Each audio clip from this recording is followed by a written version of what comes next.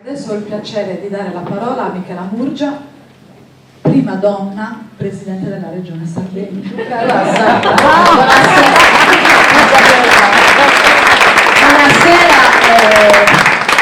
grazie di essere venuti così numerosi. Io non do per scontato che tutti i presenti ci voteranno, credo che vi dovremo convincere con ottimi argomenti, anche perché siamo quelli che hanno il portato, il vissuto meno strutturato, quindi siamo quelli nuovi e tutti abbiamo paura del nuovo, di come si presenta, di quello che ci chiede, ci potremo fidare. Funti troppo giovaneddas, troppo giovanedus, tutti ricciocchedus, questo ci dicono. Avete sentito tutti e quattro gli interventi che mi hanno preceduto peccano di un difetto che nella politica tradizionale non è perdonato: suonano ingenui. Suonano ingenui, sì, dice qualcuno, perché hanno una forte carica ideale, perché partono dalla propria voglia di impegnarsi e la mettono al centro del discorso politico e parlano di cose a cui evidentemente non siamo stati mai abituati nel modo in cui si fa politica in questo paese, ed è diciamo segnato, questa differenza è segnata dalla parola partecipazione, condivisione, impegno e da una parola forse abbastanza, come dire, desueta, che è responsabilità. Viene utilizzata in realtà questa parola in molti frangenti, spesso per richiamare obbedienze di partito. I responsabili sono quelli che obbediscono alla linea della segreteria, quindi la responsabilità non è un atto civico ma è un atto di disciplina interna dei soggetti politici. Non è così che la intendiamo. Quando abbiamo cominciato a ragionare di questo progetto, Pablo dice non so perché ti sei candidata, lo so io perché mi sono candidata, perché a un certo punto nella progettazione che stavamo facendo e che probabilmente avrebbe dovuto avvenire fra 5 anni, c'è stata un'accelerata di bisogni e di circostanze che non permetteva più di attendere. Quindi ci siamo guardati in faccia e abbiamo detto: forse non siamo del tutto pronti, chi lo è mai a governare lo scempio che ci hanno lasciato, forse non siamo, diciamo, la cavalleria che avremmo voluto per noi stessi, però ci siamo, i bisogni sono adesso, il vuoto intorno è enorme e allora picciocco ci rimbocchiamo le mani e cominciamo a impegnarci seriamente. Per anni abbiamo solo studiato, abbiamo cominciato a incontrare le persone, siamo andati nelle campagne, siamo andati nelle industrie, siamo andati nei luoghi del volontariato, siamo andati dovunque le persone stavano e stanno, ricreando luoghi di partecipazione civica. Perché è così smembrato il nostro tessuto sociale? Perché non esistono più i luoghi di partecipazione civica. I partiti non hanno più sezioni. Nelle piazze ci sono le rotonde. Non vai più neanche in piazza a dire vi faccio avanti. Fortunatamente a Sassari ne avete molte belle di piazze. Nei bar ci vai per giocare con le macchinette mangiasoldi. Non ci sono più quelle belle discussioni da bar in cui su Ziedu, che non andava in sezione, comunque diceva la sua sull'ultima notizia che aveva letto sul giornale. I luoghi civici sono scomparsi. Una persona di 20 anni oggi dove va a sentir parlare di bene comune, di futuro, di progettazione politica? Dove va? O viene catalizzato all'interno di un sistema di partito che non ha più questi spazi, oppure si disperde. Tramite internet si informa in base agli accessi che ha, in base alle conoscenze che ha molto spesso attraverso la sua rete di contatti. Non esiste più una costruzione sistematica, una rete di luoghi che consenta alle persone di essere partecipi della costruzione della propria idea di futuro. E quindi quando ho accettato questa candidatura ho detto: la prima cosa che vi chiedo è accettate questo metodo. Il processo partecipativo non è un metodo elettorale, è uno stile di conduzione della vita civica e considera ogni cittadino portatore di interesse, non soltanto i grossi imprenditori industriali, non soltanto le categorie sociali che hanno fatto la mediazione tra il cittadino e la politica negli anni passati, ma tutti. Chiunque portatore di un interesse che merita di essere ascoltato. Mi hanno insegnato di più i contadini in questi 6 mesi, girando nelle aziende, su come si può fare agricoltura in Sardegna, di quanto non ne avrei mai imparato in uno dei cosiddetti luoghi dove si fa la progettazione alta. Non dice tu vuoi tutti agricoltori, mi dicono, perché noi diciamo che uno dei nostri pilastri del programma è l'agricoltura. Non è che voglio tutti agricoltori. Non ci sono agricoltori e agricoltori nel nostro. Io voglio che l'agricoltura torni a essere sexy. Non tutta l'agricoltura è sexy. Il vino è sexy, è un prodotto sexy. Tutti i commercialisti quando vanno in pensione vogliono prendersi una vigna e fare il gentiluomo di campagna e produrre cannonau.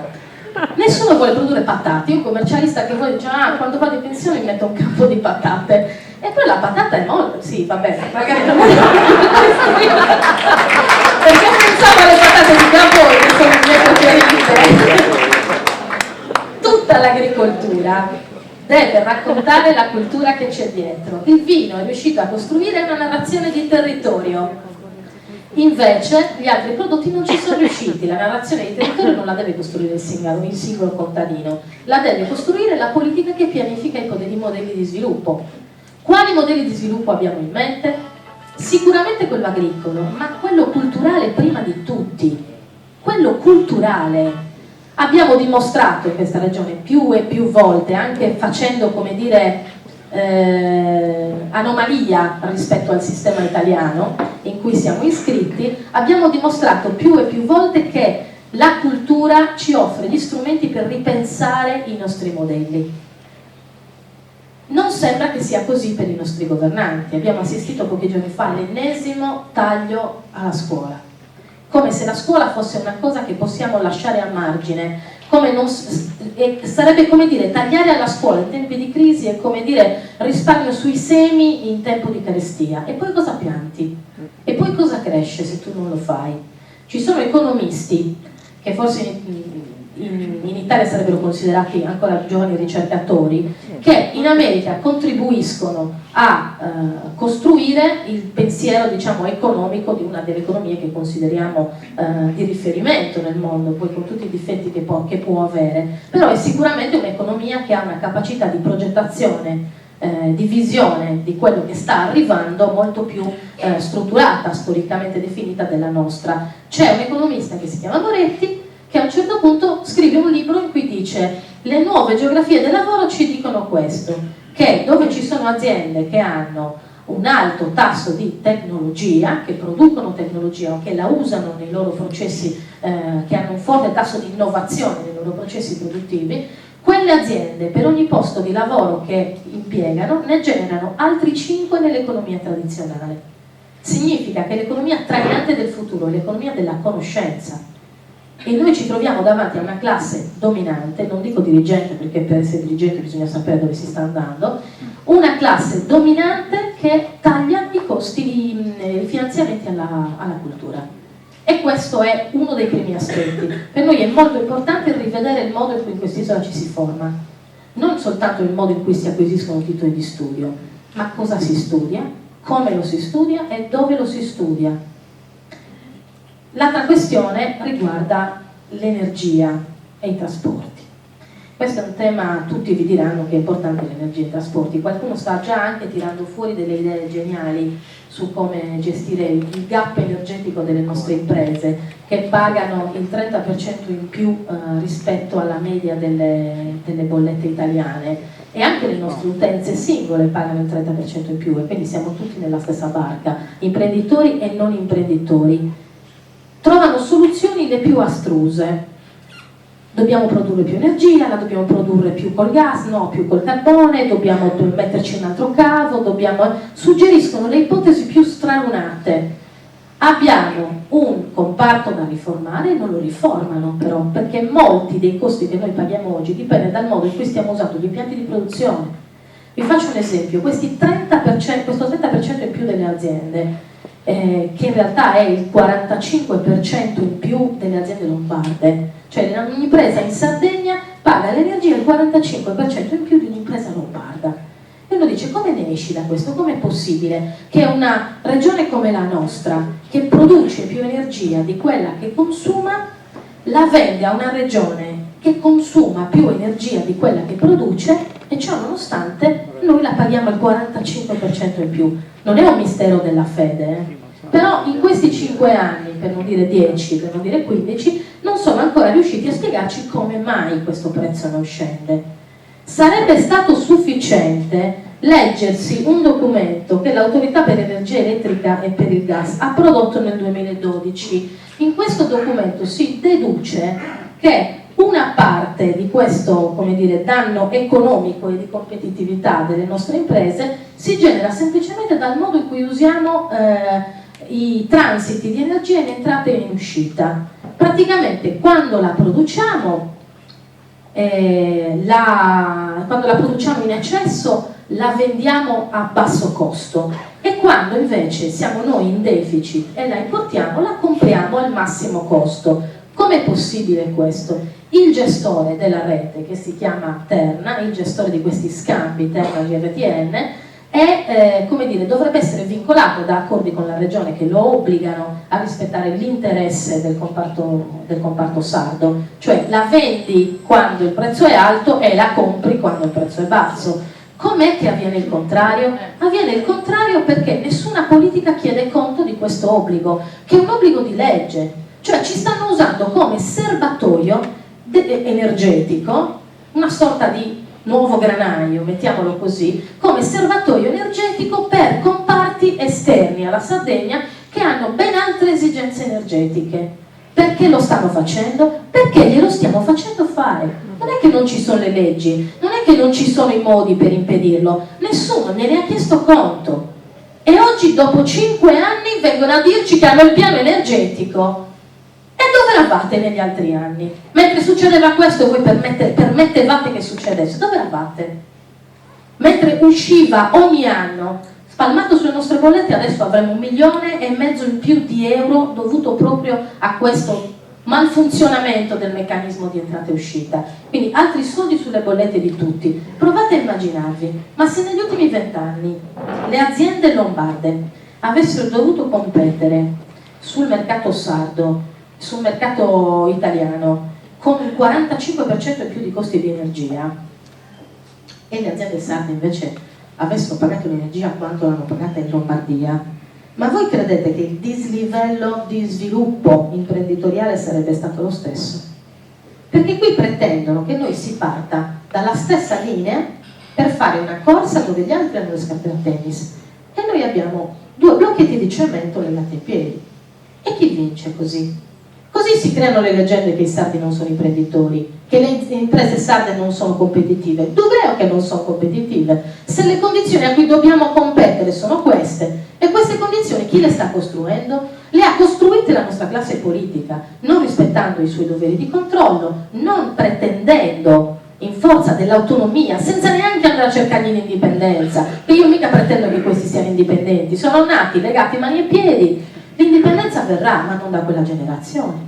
Non da quella generazione. Verrà da chi è in grado di capire che la dipendenza è un limite. Per loro la dipendenza è un valore, dalla dipendenza dipende il loro stato di beneficio, dipendono le loro poltrone, dipendono i loro stipendi, dipendono i loro accordi trasversali da una parte e dall'altra. E perché che interesse possono avere loro a interrompere la dipendenza dei sardi dalle logiche che ci impediscono di progettare il nostro sviluppo? A loro sta bene così. Siamo noi che siamo chiamati adesso a mettere in discussione queste dipendenze e dire: scusa, poco a poco, il piano energetico da che domanda parte? Quanta energia serve all'Italia o quanta energia serve alla Sardegna?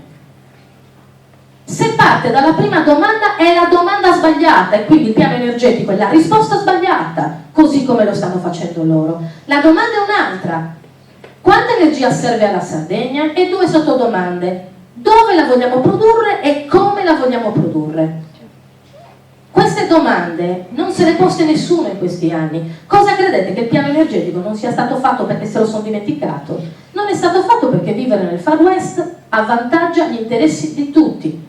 Tutti quelli che hanno una furbata da mettere, una speculazione da realizzare, un amico da avvantaggiare che prende i contributi per mettere 4 pannelli, 2 pale e compagnia. Ma noi ci stanno devastando il territorio. Senza regole. Non è che noi non vogliamo le energie o non vogliamo le energie rinnovabili, noi vogliamo tutto, ma lo vogliamo fatto bene, perché tu nel mio cortile non vieni a metterti tutto quello che ti passa in testa, a meno che non ci sia, come dire, un padrone che non guarda, un recinto che non c'è, per cui chiunque viene poggia la sua carriola e mette la pianta che interessa a lui piantare. Non è così che deve funzionare. Cosa sorge in quest'isola, soprattutto quando si tratta di energie, di risorse che possono dare lavoro al territorio? Siamo noi che dobbiamo controllarle E io non mi fido di chi oggi si presenta con un piano energetico e in 5 anni non ha fatto un accidente per farci uscire da questa situazione. Poi c'è il discorso, ne potremmo fare molti di discorsi a dire il vero, ma c'è il discorso, come dire, dei comparti imprenditoriali. Visitando in questi mesi la Sardegna abbiamo avuto l'opportunità di parlare con molte persone che ci raccontano di finire i prodotti prima, diciamo, prima di aver soddisfatto interamente la domanda. Parliamo con gli apicoltori e ci dicono il miele non basta per tutto quello che vorrebbero comprarci. E quindi tu lì individui che c'è un mercato che non cresce. Com'è possibile che non cresca? Perché questi non riescono a produrre miele fino ad arrivare a coprire la domanda di miele? Non sanno dove pascolare le api, non esistono pianificazioni di piantagioni, di fioriture per garantire alle api il pascolo. Sembra una sciocchezza, ma i pastori sanno cosa vuol dire non poter dare il pascolo al bestiame. E per gli apicoltori le api sono come le pecore, devono poter mangiare. Quella è un'economia che può rafforzarsi, diventare importante. Pensate soltanto quanti alberghi ci sono su tutta la fascia costiera dell'isola che fanno il miele a colazione tutte le mattine, in monoporzioni, le portano da fuori, perché in Sardegna non esiste un solo stabilimento che impacchetta il miele in monoporzioni. Cioè immaginate soltanto che cosa può voler dire questo in termini di crescita della domanda. Tu devi creare le condizioni perché quello comparto diventi grande, se no rimane sempre quei 300-400 operatori che si arrangiano spostando le api dove fiorisce un corbezzolo, dove fiorisce un eucaliptus. Non ci piacciono le eucaliptus, ma vai e togliglieli agli apicoltori, che sono l'unica pianta certa che dà un polline grasso da cui loro tirano fuori 3/4 del miele prodotto in Sardegna. Le mandorle, le piantagioni di mandorle, un tempo erano il nostro gioiello, perché abbiamo un'economia fondata sulle mandorle, dolci. Basterebbe soltanto la domanda della città di Tonara per richiedere 700 ettari di mandorle in Sardegna. Non ci sono, non ci sono. Le importiamo da fuori, ci hanno pagato per espiantarli, non li abbiamo più rimessi, eppure il mandorlo è una pianta che funziona anche in terreni cosiddetti marginali. Terreni marginali va meglio secondo me la mandorla che il cardo, specialmente se la mandorla devi mangiare e il cardo lo devi bruciare. Questi sono i modelli che noi dobbiamo mettere in discussione. Il terreno agricolo non deve essere usato per produrre combustibile, deve essere usato per produrre cibo, perché le guerre del futuro si faranno per il cibo. È morta più gente nella storia per i chiodi di garofano che per il petrolio. Vi sembrerà strano, ma è così. Le economie che hanno mosso il mondo sono economie del cibo. Sta aumentando la popolazione di questo pianeta. Chi ha terra sana è come se avesse milioni in banca in questo momento. E questa cosa quando la dico, gli altri mi guardano strano. Dice, ma è così. Hai un ettaro di terra sana, non lo vendere. Tienitelo, lascialo ai tuoi figli, lavoralo. Hai 200.000 euro da mettere in un investimento, non comprare oro, non comprarti l'ennesima casa che rimarrà vuota fino alla prima alluvione che la butterà giù. Compra terreno agricolo, perché quello è un investimento sul futuro e anche sul presente, perché la Sardegna oggi importa i 3/4 di quello che mangia. Ma una terra dove tu pianti un sasso e cresce un olivo può importare l'80% di quello che mangia. C'è qualcosa di profondamente sbagliato nel modo in cui è organizzata l'economia di questo nostro paese. Cosa ci vuole per cambiarla? Progetti, cultura, formazione, persone giovani e un po' spregiudicate, anche un po' sognatrici. Spregiudicate vuol dire non mi fermo davanti a niente, vuol dire non esistono limiti per arrivare a quell'obiettivo, perché quello è l'obiettivo per cui mi sto candidando. Se io voglio spostare quell'asticella, devo entrare a gamba tesa. Per cui noi ci siamo candidati per prendere non molti voti, moltissimi voti. Non è un atto di testimonianza, ci abbiamo tutti altro da fare. Qui dentro, gente che fa il politico di professione, non ce n'è. Abbiamo tutti un lavoro, diceva Valentina giustamente, sono arrivata tardi perché avevamo il lavoro prima. Tutti abbiamo un lavoro qui, chi ha la fortuna di averlo. C'è anche chi non ce l'ha e giustamente dice non voglio emigrare, voglio costruire le condizioni perché chi come me oggi a 37 anni ha formazione e competenza possa spenderle in questo territorio. Sono stata a Londra a incontrare gli emigrati sardi lì e c'erano persone giovani che hanno studiato e poi si sono fermate, ma c'erano anche emigrati adulti di questa generazione, non di seconda generazione, gente che è partita 2 anni fa, con moglie e 3 figli in età scolare, e se ti chiedi perché l'hanno fatto, ti indicano i figli e ti dicono per loro l'ho fatto. Ma io posso andare lì e sentirmi dire da un uomo di 50 anni che a 50 anni se ne va dalla Sardegna perché è convinto che non ci sia futuro per i suoi figli, quindi non solo per lui, ma per i suoi figli. Cioè questa cosa qui è una cosa che ci deve interrogare tutti. E io non vedo progettazioni di soluzioni però in quelli che ci hanno governato, anzi ho l'impressione costante che ci sia stata una scientifica determinazione nel non creare le condizioni perché in quest'isola, che ha tutte le caratteristiche per poterlo ottenere, non si possa stare bene. Per quale motivo non ci vogliono in questa terra? Che cosa ci devono fare con la Sardegna? Ci hanno già inquinato e compromesso 1/6 del territorio. A cosa gli serve la nostra isola? Io ho l'impressione, io non sono una complottista, però tu guardi la storia e dici aspetta un momento, ma qui o ci hanno governato dei tonti spaziali che non sapevano neanche dove avevano i piedi, io ne ho conosciuti, ce n'è anche in giunta attualmente, quando abbiamo fatto si può dire, sì, quando abbiamo fatto la battaglia per Arborea, adesso lo vedete questo ragazzo, faccia pulita e giovane, cioè dovevate vederlo combattere contro i signori della Saras. Arborea è stato l'unico paese della Sardegna che ha costretto un colosso come la Saras in 60 anni a venire a dare una diamine di spiegazione a una popolazione per quello che voleva fare. Quindi solo per quello rimarrà storica quell'episodio, ma rimarrà storico anche perché l'assessore Liori disse vabbè, che sarà mai? Le mucche di Arborea fanno più CO2 di Portovesme e quindi non è che se gli metti 2 trivelle gli cambia la situazione. Ma questa è la gente che ci governa, Cioè le idee che hanno sono queste.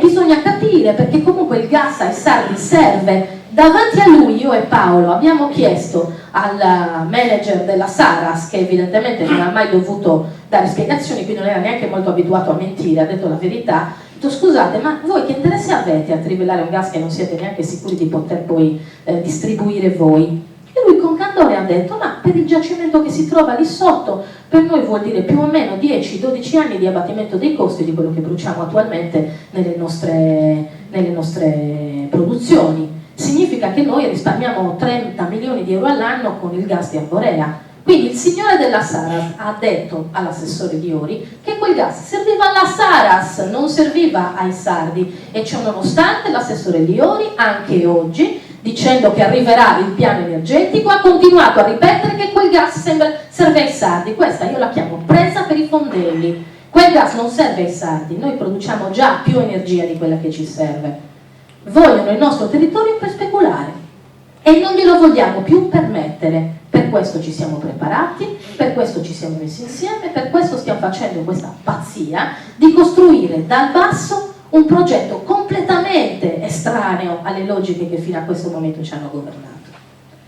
E ci guardano come estranei, ci dicono intanto che non siamo competenti, non hai mai governato niente. Io ho detto, meno male che hai governato tu negli ultimi 20 anni, spiegami come hai fatto che non lo sento, così siamo sicuri che non lo facciamo. Io non la voglio la loro competenza, noi vogliamo fare il contrario di quello che hanno fatto.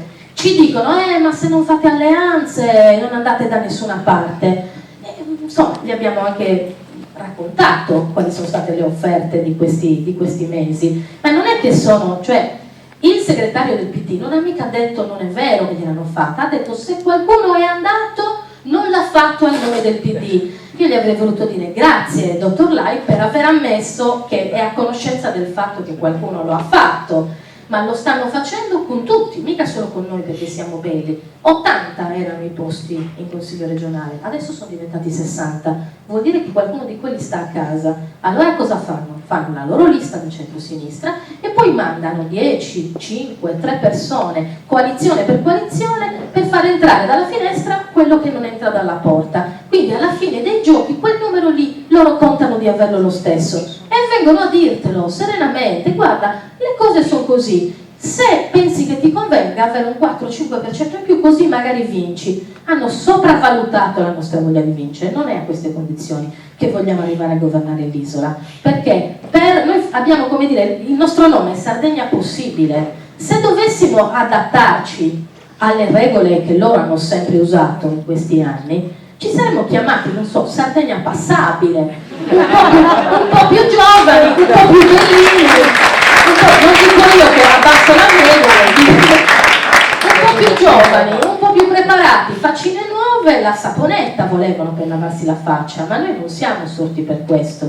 L'impegno di questi mesi e degli anni che vogliamo mettere per la costruzione della Sardegna in cui ci piacerà abitare, perché oggi stiamo male. Io mi sveglio la mattina e non sono contenta, io li vedo questi che ricevono gli avvisi di garanzia, sono sereni, tutti sereni sono, ma se l'avviso di garanzia era serena, non so, ce lo mandino a tutti, io non sono serena per niente, io mi alzo la mattina e conto i miei coetanei che non fanno figli perché non si trovano nelle condizioni di mettere su famiglia, quelli più giovani di me che non vedono l'ora di andarsene dalla Sardegna perché pensano di non avere futuro qui, e i vecchi che sono spaventatissimi da quello che li aspetta, non hanno certezza di pensione, non hanno certezza di servizi, non hanno certezza di strutture. Cioè noi stiamo crescendo e permettendo che venga cresciuto un popolo di disorientati e spaventati. Questa è una responsabilità antropologica, prima ancora che politica. Noi che vogliamo le condizioni di sicurezza in casa nostra e per i nostri figli, stiamo permettendo che vengano generate le condizioni di insicurezza di tutta una nazione. Ma su questa cosa io mi domando, ci chiederanno conto i nostri figli, non alla classe politica, ma a noi che siamo stati a guardare. Abbiamo visto troppi film americani, quelli dove l'eroe a un certo punto nell'angolo sembra che verrà fatto fuori, ha nemici, è circondato ovunque e a un certo punto arriva la cavalleria, arrivano a salvarlo gli amici e gli alleati. Noi è come se fossimo in un angolo chiusi, ci picchiano da tutte le parti e noi aspettiamo la cavalleria. La cavalleria se un nosu non arriva, o siamo noi che sovvertiamo la situazione, o non arriverà nessuno a salvarci da fuori, né un Renzi, né un Cibardi, né un papa straniero da qualsiasi parte venga. La responsabilità ce la dobbiamo prendere tutti ed è una responsabilità di ricostruzione progettuale, economica, culturale e anche nazionale.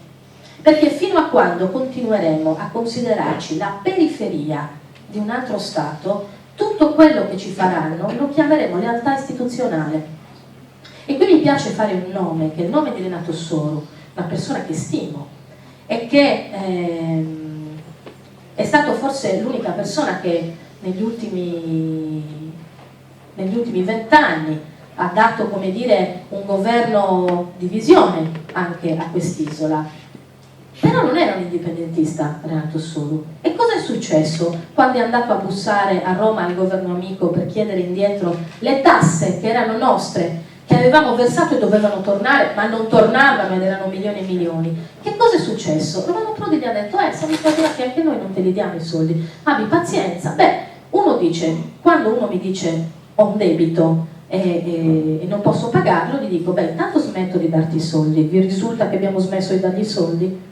No, l'agenzia delle entrate non è stata istituita, le tasse continuano a uscire tutti i giorni, tutti gli anni, noi stiamo continuando a perdere risorse perché tutti quei soldi che vanno via e non tornano indietro come ci spetta sono investimenti mancati, risorse per la progettualità che noi non abbiamo. Gli ho detto, ma perché, scusa, perché non l'hai istituita? Perché gli hai dimezzato il debito del 50%? Per lealtà istituzionale. A chi? A chi la devi la lealtà istituzionale? La lealtà istituzionale la devi ai sardi. Quindi chi è spaventato qui dentro della componente indipendentista non dovrebbe sentirsi rassicurato, perché gli indipendentisti in questo progetto sono un valore aggiunto, rappresentano la capacità di vedere il limite delle politiche dentro le quali siamo costretti a operare e premere perché quel limite si sposti fino a dove deve spostarsi. Non è che in questi 5 anni andiamo a fare l'indipendenza, lo sappiamo anche noi, mica uno è scemo che va a fare l'indipendenza in 5 anni. La nazione si costruisce, però bisogna che qualcuno abbia in mente l'utopia, abbia in mente l'orizzonte lontano perché si possa cominciare a fare un passo, perché altrimenti noi continuiamo a vivere dentro una bacinella, non riusciamo a avere relazioni con l'Europa, totalmente mediate da uno Stato italiano dove siamo soltanto il 2%, non riusciamo a avere buone relazioni con l'Italia. Io voglio diventare indipendente per avere anche migliori rapporti con l'Italia, perché al momento gli interessi dello Stato italiano confliggono con gli interessi del popolo sardo. A loro serve energia e noi la dobbiamo produrre e la paghiamo di più oltre a sopportare tutto quello che ne deriva, impianti inquinanti, occupazione di suolo, ci rovinano il paesaggio, tutto quello che deriva dall'avere forti impianti industriali che occupano il territorio. Cioè siamo in conflitto e questo conflitto si risolve con buone politiche e con la volontà di affrontarlo creativamente, non andando a Roma ogni volta che ti serve qualcosa a fare casino sotto il palazzo. Non è quello il modo per fare politica, e quando lo fa un governatore mi mette anche tristezza, perché sembra che Cappellacci sia governato dalla Sardegna a sua insaputa, sempre a capo di qualche movimento di popolo. Ma chi sta governando in questi giorni? Stai governando tu, e le soluzioni che ci servono le hai forse prese? Non c'è un piano trasporti, non c'è un piano energia, non c'è una legge scuola, e vuoi andare a Roma a fare casino? Fallo in consiglio regionale il casino. Invece hai l'80% di assenza in consiglio regionale, neanche ci va a discutere le leggi che la tua maggioranza propone. Io di questa gente non mi fido più, preferisco fidarmi di persone ingenue, giovani, non troppo competenti di magheggi, ma che hanno l'esatta contezza di cosa serve a quest'isola, e sulla base di questa temerarietà un po' giovanile, un po' come dire, sì, un po' giovanile, perché anche quello serve. Le rivoluzioni non le fanno i vecchi, abbiate pazienza. I vecchi ci possono credere però nella rivoluzione dei giovani. A volte ho come l'impressione che a questa nostra generazione tocchi la responsabilità del salmone. Noi dobbiamo fare all'indietro. Mia mamma mi ha cresciuta sardista, io la porterò alle urne indipendentista, e questo vale per me, sicuro. Però quello che non ha voluto fare, quello che non ha voluto o creduto di poter fare con la vecchia politica, possiamo essere noi a dare la possibilità ai nostri genitori e ai nostri nonni di credere che quello che non è stato fatto lo faremo noi. Non è che se non è adesso è fra 5 anni. Ci sono cose che se non saranno scelte adesso non saranno scelte più. Ci sono cose che hanno un'ombra lunghissima. Cose fatte 50 anni fa dureranno per altri 100. Se oggi dovessimo dismettere il poligono di Quirra, mica lo possiamo usare subito. Come minimo per bonificarlo ci vorranno altri 50 anni. Vuol dire un'altra generazione che non potrà usare quella terra. Questo noi abbiamo fatto in questi anni. Abbiamo ipotecato futuro altrui, neanche il nostro. Quindi questi 5 anni non sono l'ulteriore tentativo di migliorare le cose, la Sardegna passabile lasciamo agli altri, sono il tentativo di tentare proprio di sovvertire il meccanismo che fino a questo momento ci ha impedito di poter immaginare una Sardegna diversa, non migliore, peggiore, diversa proprio, un'altra roba, un'altra cosa. Per cui quello che vi chiediamo è: fidatevi se vi sentite di fidarvi, se non vi sentite seguiteci ancora un pochino, può darsi che magari vediate qualcosa di più che vi convince. Se avete voglia di candidarvi, le liste non sono ancora chiuse, non del tutto almeno, non sono ancora chiuse, per cui siamo aperti anche, come dire, a... non sarà così ovviamente, in altre stanze si scanneranno per decidere chi deve mettere il sedere sulla poltrona, non è così per noi, perché sappiamo esattamente che chi si candida sta andando a fare un lavoro molto sporco, perché quello che ci stanno lasciando è una robaccia. Chi metterà le mani lì deve saper dire il rosario molto bene, perché le cose che stiamo vedendo, andando a parlare con i funzionari regionali, andando a parlare con le persone che sanno quali sono le politiche che si sono tenute o non tenute in questi anni, chi si candida con noi sa che dovrà lavorare e dovrà affrontare errori su errori stratificati per decenni. Possiamo spaventarci, o possiamo, come dire, fare un passo indietro, o possiamo decidere che, per quanto spaventoso sia pensare di metterci le mani, è più spaventoso stare a guardare che per l'ennesima volta le mani ce le mettano quelli. No, questo proprio no. Quindi questo è il nostro momento. È un momento giusto o sbagliato, non lo so, è il nostro. È un po' anche il vostro. Per cui valutate l'opportunità di sostenerci e spero in prima persona di avere la determinazione per mantenere le cose necessarie, perché certo che c'è la paura che quella macchina divori anche le speranze più forti, più radicali, e addomestichi anche le ribellioni e i progetti più temerari. dipenderà moltissimo da quanto saremo capaci, come diceva Valentina, di mantenere lo spirito su cui ci stiamo fondando, di ricordarci che veniamo da quella bidda di Ussaramarna, da quella vigna col favino e col rame che corre lungo il filare, che quando uno progetta macro politiche agricole si ricordi che è quello l'obiettivo dove deve arrivare, che non sono i numeri del PIL, sono le persone, la risorsa più importante di questa terra, i sardi. Grazie.